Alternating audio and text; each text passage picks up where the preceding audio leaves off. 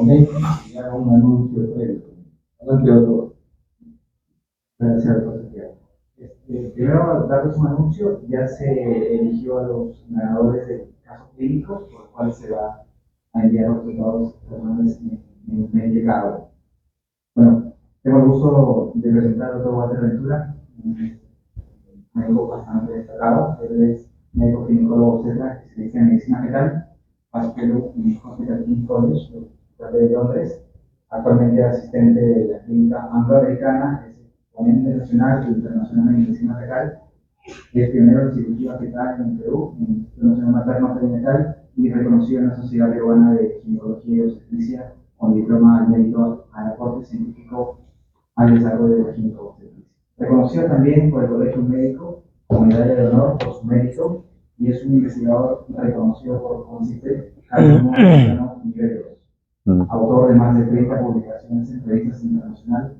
Con gusto presentarlos al doctor Walter Ventura. Sí, gracias, Pedro. Gracias, tengan todos buenas tardes. Gracias, doctor Yancari, por la presentación. Vamos a presentar aquí la perspectiva que yo tengo sobre cirugía fetal en el país. ¿Desde cuándo creen que existe cirugía fetal en el Perú? Aproximadamente, ¿cuántos años? 15. Sí, porque a veces nos olvidamos, ¿no? Es importante recordarles. Ahora les voy a mencionar. Hablar de cirugía fetal en realidad es hablar de cosas mayores, no tanto desde el punto de vista técnico, sino desde el punto de vista de cosas que hay que hacer para poder llegar al diagnóstico y plantear el manejo a la familia que tiene afecto al bebé. Es importante recalcar que la cirugía fetal siempre es la última opción. O sea, no hay otra forma de tratar, y si no tratamos es porque este bebé se va a morir o va a presentar secuelas severas. Esto siempre hay que tenerlo presente. Y la otra condición que tenemos que tener presente cuando hablamos de cirugía fetal es que siempre vamos a involucrar dos pacientes. Un paciente que está enfermo, que es el feto, y otro paciente que no tiene nada que ver con el problema, está sana, y que es la única persona y la primera persona tal vez en el mundo que va a dar su cuerpo para que puedan operar a la persona que más quiere, que es la mamá. Entonces, en este contexto vamos a desarrollar el tema. Tal vez desde el punto de vista histórico, si retrocedemos hasta el año 1954, hay un hito que marca la cirugía en medicina. En esta foto, por supuesto por la calidad de esa época no se llega a observar, pero aquí se está operando a un niño de 12 meses de nacido con una comunicación interventricular. Este niño necesitaba ser operado y en ese momento no había la circulación extracorpórea. Y lo único que se dio, que fue la base después de la circulación extracorpórea, fue que alguien pueda dar su circulación, alguien pueda dar su corazón para que esté bombeando mientras se realice la cirugía. Y la persona que dio su cuerpo para que esta cirugía sea posible, ¿quién creen que fue? La mamá, la tía, la abuela. Para este caso particular fue el papá. El papá puso su cuerpo para que pueda darse esta cirugía. Entonces, desde el punto de vista histórico, es eso, cirugía fetal, es integración de equipos. Se parece más o menos a un trasplante de órgano cuando se requiere la integración de varios equipos, de varias especialidades, se requiere congregar mucha gente, no solamente en sala de operaciones, sino en la preparación, el antes y el después, porque alguien tiene que cuidar a esta pareja de pacientes que hemos operado, que es la mamá y que es el bebé.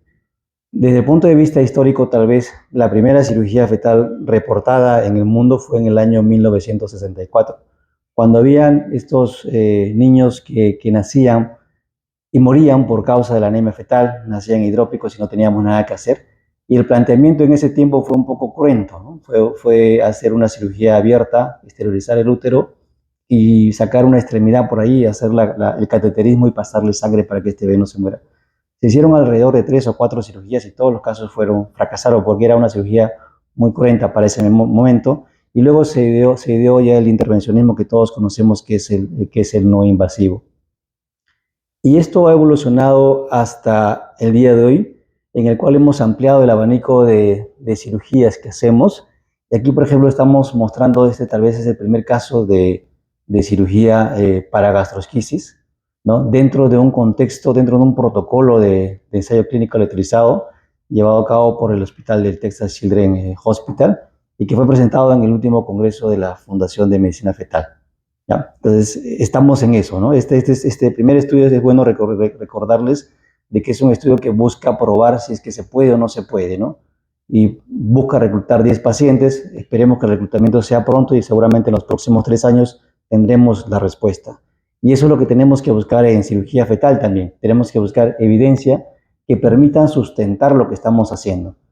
Podemos listar varias intervenciones fetales, ahí yo las he listado, porque todas estas han sido las intervenciones que hemos estado realizando y que seguramente vamos a seguir realizando en el país. Para seguir con el tema, vamos a presentar solamente 3 ejemplos de 3 intervenciones intrauterinas.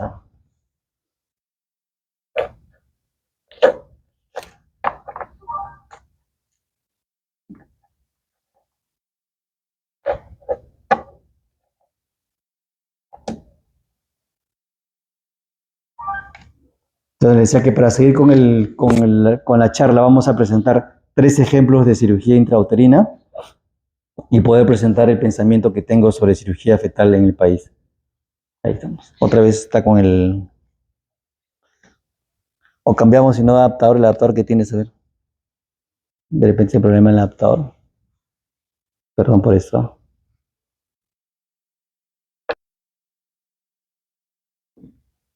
No, déjalo que cargue.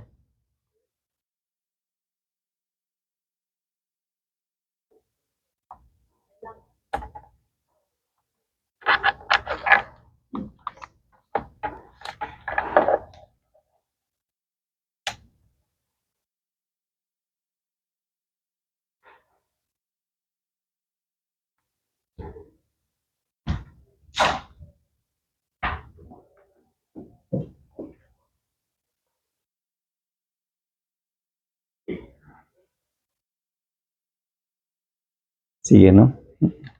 Bueno, vamos a avanzar, si no nos quedamos acá. Entonces le decía que la lista de cirugías fetales que realizamos en realidad es bastante grande. Gracias a todos por permitir llevar nuestro trabajo a cada uno de los hospitales de ustedes. Gracias a ustedes hemos podido llevar la cirugía fetal a los hospitales del MINSA.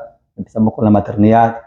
Estamos también en el Hospital Daniel Cedes Carrión del Callao, en el Hospital San Bartolomé, en los 3 grandes hospitales de salud, y todos han sido testigos de los buenos resultados que tenemos, ¿no?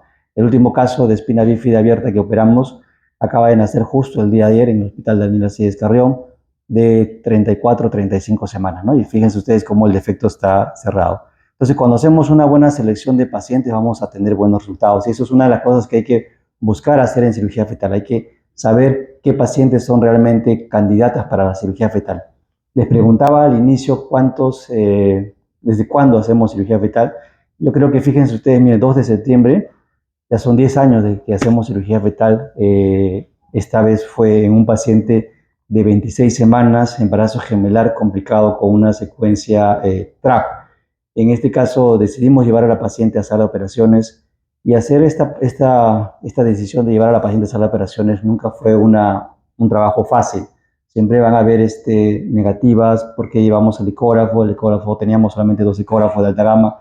¿Por qué hay que llevar el ecógrafo hasta allá? ¿Se puede valorar el ecógrafo? ¿Qué va a pasar con la paciente? No teníamos en ese tiempo los introductores vasculares que ahora tenemos, no teníamos gel estéril, no teníamos manga estéril, y todo eso lo tuvimos que importar o comprar de nuestro propio dinero para poder ser efectiva esta primera cirugía, porque ninguna cosa menor nos puede parar cuando tenemos un objetivo grande. Esta primera cirugía, como ven ustedes ahí, la realizamos con un introductor metálico, que la prestamos de neonatología, pero de 3 milímetros, bastante corto, 5 milímetros. Felizmente era una paciente delgada y que pudo ingresar fácilmente. Ingresamos un laparoscopio de neonatología de 2 milímetros, que nos permitió visualizar y hacer lo que nosotros sabíamos hacer. Y luego pasamos una pinza bipolar de 3 milímetros, que la adquirimos también nosotros mismos para poder hacer esta primera coagulación. ¿Y qué pasó después de esta primera cirugía? Pues este es el resultado de la paciente, llegó hasta casi 36 semanas. Ahí, por supuesto, yo estaba más joven y más delgado también. Y esto permitió que mucha gente se quiera hacer medicina fetal, que muchos jóvenes y también mayores se vean involucrados en medicina fetal, que hagan cursos, que salgan fuera para involucrarse en esto. Y esto a su vez llevó a que podamos hacer más diagnósticos de fetos acárdicos en el primer trimestre, cosa que nunca se veía en el país, ¿no?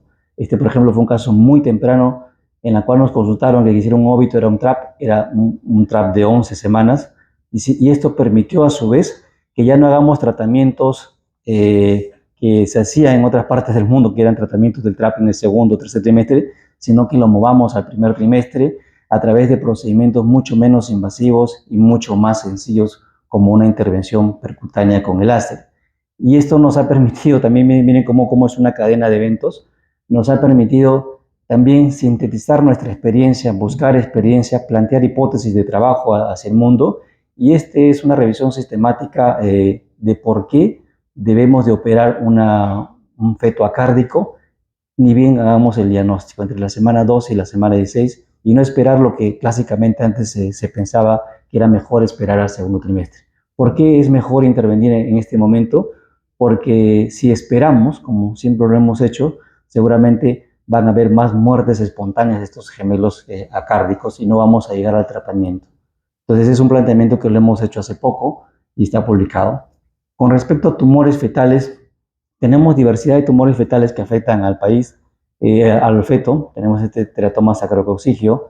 Hemos acumulado una experiencia en los últimos 10 años de alrededor de 17 casos de teratomas acárdicos, de teratomas sacrococcigios, de los cuales una solamente requirió una cirugía, que fue una transfusión sanguínea intrauterina que se publicó en su debido momento. Y este otro grupo de casos que lo tenemos ya en prensa para ser publicado pronto en este año. Pero de tumores no quiero hablarles sobre teratomas sacrococcigios, quiero hablarles más sobre esta cirugía EXIT. La cirugía EXIT es una cirugía que muchos pueden pensar que es sencilla, pero en realidad no es sencilla, hay que saber plantearla. Esta, el primer EXIT que hicimos en el país fue en el año 2015, y esta cirugía EXIT nos permite que cuando tengamos una sospecha de una obstrucción aérea, hagamos una intervención para poder mejorar las posibilidades de sobrevida de este feto. Pero no hay que hacerlo en todos los casos, ¿tá? Porque muchos cada vez que ven una tumoración de cuello o de boca, piensan en EXIT. Y no es así. Fíjense ustedes este caso de una tumoración más o menos semisólida, que no fue sometida a EXIT, fue sometida a una cirugía convencional. Y fíjense cómo reacciona muy bien este bebé, no requiere intubación, tiene buen Apgar, y pasa sus días hospitalizados y luego se somete a su cirugía electiva. O sea, no todo es cirugía fetal, ¿no? O sea, lo recalco esto porque a veces se plantea la cirugía fetal como si fuera una moda y a todos se quiere hacer cirugía fetal. Entonces, el éxito de la cirugía fetal va a ser cuando sepamos seleccionar adecuadamente al paciente. ¿Y cómo seleccionamos al paciente? A través de la búsqueda de signos indirectos que nos digan que sí realmente hay una obstrucción, por ejemplo, una resonancia magnética, o signos como, por ejemplo, presentamos en la revista ISOC, de hacer la medición de la dilatación traqueal posterior a esta tumoración orofaringea, ¿no? Aquí, por ejemplo, tenemos una tumoración cervical bastante sólida, bastante vascularizada, que terminó finalmente siendo un teratoma, y que planteamos una cirugía de EXIT aquí, pero para hacer una remoción completa porque no había otra opción. Y esto lo hicimos. Fíjense ustedes el equipo concentrado en el hospital. Llamamos al equipo de cirugía de cabeza y cuello, y como ustedes saben, nuestro hospital en ese momento no tenía personal de cirugía de cabeza y cuello, o sea, tuvimos que acudir al Instituto Nacional del Niño para que vengan y operen con nosotros. Y fíjense cómo tratamos al feto, cómo la paciente es anestesiada adecuadamente, no con cualquier anestesia, no con anestesia epidural. Fíjense cómo vamos canalizando la vida del feto y cómo el cirujano de cabeza y cuello pulcro y que cree en este procedimiento va haciendo la liberación del cuello, va haciendo la exéresis del tumor, y como sabe que estamos en un pleno proceso de parto, lo hace rápido, lo intuba y termina de hacer el cierre o la disección ya fuera del vientre de la mamá. Y queda así. Este niño actualmente tiene 4 años de edad, todavía está afrontando problemas de laringe y todavía requiere ser operado, sin embargo está vivo y el resto de sus funciones son bastante aceptables. Esto también nos permitió indagar un poco más de EXIT y reunimos por primera vez de los casos publicados en el mundo 235 casos de éxito, fíjense ustedes, y aquí concluimos algo que es bien importante, que la edad gestacional para hacer la intervención es a las 35 semanas, porque cuando estamos planeando hacerla a las 36 o 37, las pacientes van a llegar en emergencia y vamos a tener que hacer una cirugía de emergencia. Entonces, estas cirugías idealmente hay que hacerlas selectivas y no más allá de las 35 semanas. Si pensábamos que hay mucho sangrado materno, pues no, solamente el 5% presentó una hemorragia bastante importante, no hubo muerte materna, muerte fetal del 17%, porque los casos sí que son difíciles, y hubo también un porcentaje importante en la cual no se pudo intubar. Hay otros eventos en los cuales hay que plantear también adecuadamente el caso, por ejemplo, la basa previa. La basa previa, tenemos tres tipos de basa previa, una placenta con un lóbulo principal, y luego cuando hacemos la ecografía nos parece que la placenta también está posterior, pero yo lo vi anterior. Esa es una placenta subcenturiata, ¿no es cierto? Y que tiene un vaso comunicante ahí, ¿no? Si ese vaso comunicante pasa a través del cuello del útero, como en este caso, decimos que estamos frente a una basa previa tipo 2. Hay un grupo norteamericano que ha planteado hacer cirugías electivas a las 33, 34 semanas en estos casos para poder permitir que el paciente tenga un parto vaginal y para poder permitir que lleguen a las 39 o 40 semanas. Sin embargo, ¿no? Nosotros pensamos que es un planteamiento muy radical todavía, porque la cirugía fetal siempre hay que reservarla para momentos de realmente emergencia, momentos en los que verdaderamente planteemos que es necesario. Y aquí estamos planteando una paciente de 26 semanas, que la vimos en el hospital Sabogal de Salud, en la cual esta paciente había ingresado 2 veces por un sangrado de regular cantidad y tenía 26 semanas. Pues en esta paciente sí tal vez valía la pena operar, porque ya había tenido 2 ingresos por hemorragia, que eran bastante considerables. Había una basa previa definitiva y la mejor opción para este caso, según nuestro planteamiento, fue hacer una fetoscopía de ablación. ¿Y por qué hacemos una fetoscopía de ablación? Porque tenemos la experiencia de hacer ablación. Hacemos ablación en anastomosis, citrómetra, función fetofetal, hemos realizado ablación en coriogemas placentarios, entonces tenemos la experiencia y sabemos cómo ingresar y cómo buscar el vaso dentro del útero de la mamá. Entonces, por eso es que planteamos esta cirugía. Esta cirugía la llevamos a las 26 semanas, esta cirugía la hicimos a las 10 de la noche porque era realmente una situación de emergencia, y los que están aquí pueden dar fe de eso. Fíjense cómo ingresamos y cómo observamos ahí el vaso arterial que está comunicando el lóbulo principal con el lóbulo accesorio, ¿no? Y aquí a la ecografía, cómo vamos guiando el fetoscopio para hacer la fulguración. Entonces ahí estamos visualizando, es un vaso arterial porque tiene sangre oscura, y ahí vamos haciendo la fulguración. Por supuesto que es un procedimiento de riesgo, pero es un procedimiento que creo que en este caso lo ameritaba. Entonces este extracto también lo hemos presentado en el Congreso de la Fundación. Fíjense cómo se ve ahí el vaso que estaba comunicando a ambos lóbulos. ¿Y esto qué ha permitido? Ha permitido que en el Hospital Sabogal haya más diagnósticos de basa previa ahora, porque la gente está buscando ahora está mirando la placenta y está mirando el cordón umbilical. Y nosotros hemos empezado a ver más casos de basa previa. Tenemos alrededor de 10 casos de basa previa coleccionados en el primer trimestre. Entonces fíjense cómo la cirugía fetal nos llama a mejorar el diagnóstico prenatal y nos hace mejores en nuestras maniobras de diagnóstico prenatal. Este es un caso de 13 semanas. Fíjense ustedes cómo la placenta está hacia un lado y cómo el cordón umbilical prácticamente está hacia el otro lado. ¿De acuerdo? Vamos a hacer un poco de comentarios sobre espina bífida abierta. La primera cirugía la realizamos en el año 2017. Vamos ya alrededor de 26 casos operados. Estos casos los hemos juntado y los hemos publicado con varios grupos de Latinoamérica que ustedes pueden revisar ahí. Hemos cambiado un poco la técnica operatoria porque en cada país alguien pone un poco de su experiencia. Nuestra técnica operatoria, como han sido testigos muchos de ustedes, también es bastante pulcra. Usamos full electrocauterio para controlar la hemorragia, prácticamente no tenemos sangrado. Usamos estos separadores retráctiles muy pequeños que se usan en neonatos para poder tener la apertura. Y esta técnica es una técnica que, a diferencia de la técnica norteamericana en la cual usan los staplers, ¿no?, que usan los coaguladores, es una técnica que ha mostrado algunos beneficios. Nuestra edad gestacional promedio para nacer es alrededor de las 36 semanas. Este caso de Carrión que les mencionaba es uno de los pocos que nos ha sido casi las 34 semanas, pero en realidad nuestros casos han llegado hasta las 36 semanas.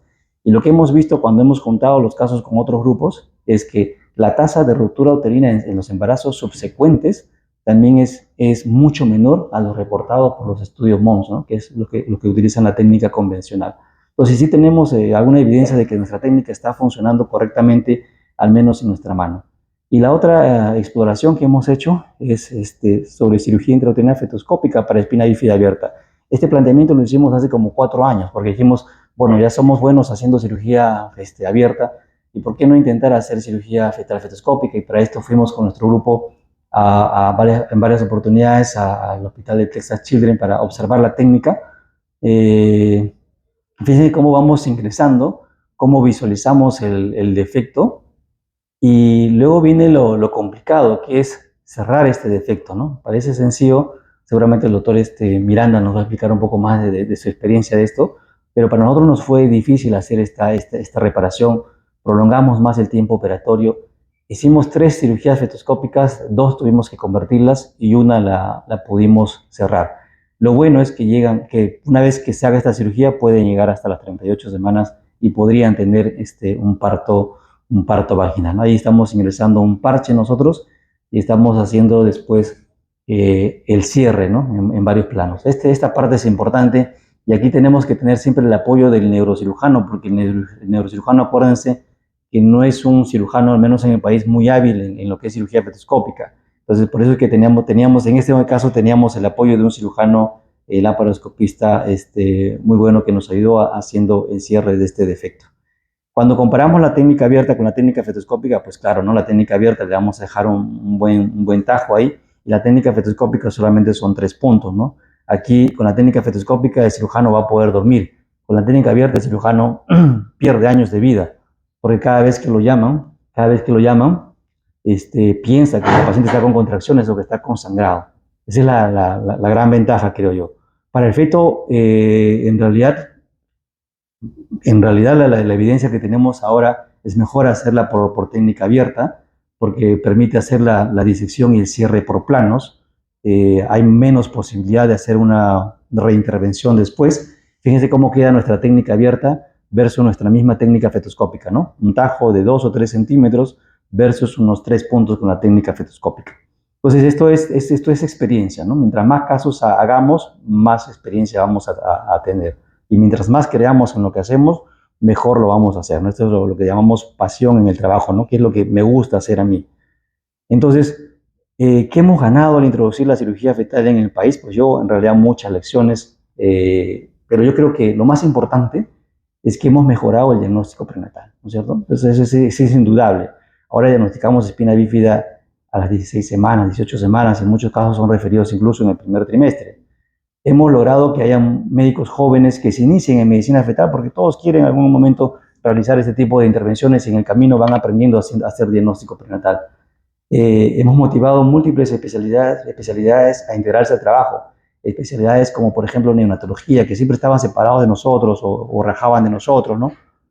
Ahora están trabajando más cerca de nosotros, ¿no? Cirujanos que nunca estuvieron con nosotros.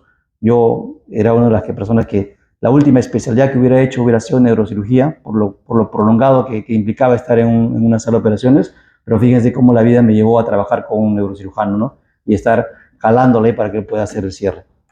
Y luego, por supuesto, la disminución de costos en el manejo postnatal. Entonces, esa es la perspectiva que tengo yo. Gracias a la Sociedad Peruana de Ultrasonido por invitarme. Gracias a todos ustedes por su paciencia y sobre todo por el cariño que siempre han mostrado hacia mi trabajo y hacia mi experiencia. Muchas gracias.